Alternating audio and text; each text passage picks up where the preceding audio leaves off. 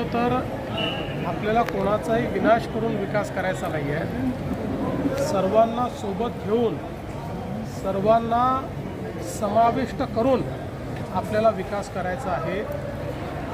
ज्यांच्या दुकानं किंवा ज्यांच्या घरांवर आपल्याला त्या ठिकाणी कॉरिडॉरमुळे जर काही कारवाई करावी लागली तर त्यांना अतिशय चांगल्या पद्धतीनं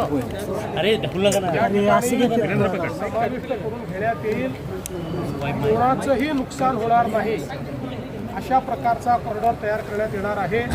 पण कोट्यावधी लोक या ठिकाणी येतात आणि त्यांची अव्यवस्था होत राहते, हे मात्र योग्य नाही आहे.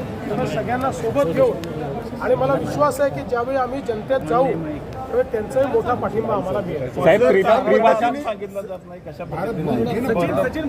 कॉरिडॉरचा आराखडा एकदा पूर्ण झाला की सगळ्यांना विश्वासात घेतलं जाईल. आपण बघितलं असेल काही लपवण्यात आलेलं नाही.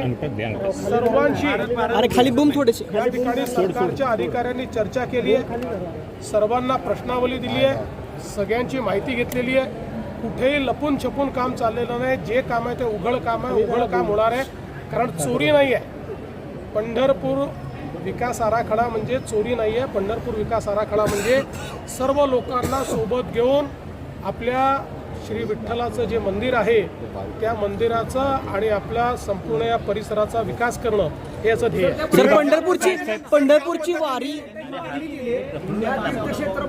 समितीने आपल्या भेटायची मागणी केली.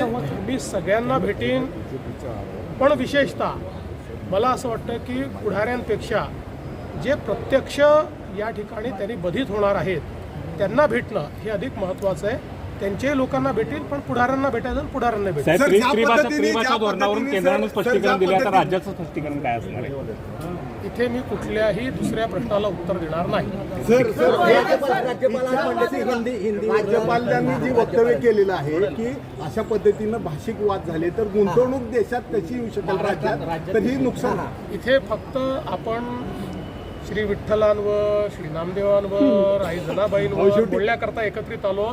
मंदिराचा परिसर आहे एवढंच तुम्हाला सांगतो की राज्यपाल जे आहेत जे योग्य आहेत ते राज्यपाल बोलतात. राज्यपालांना कुठल्याही राजकीय वादात ओढणं योग्य नाही. सर मुख्यमंत्री कौतुक करतायत, शरद पवार कौतुक करतात.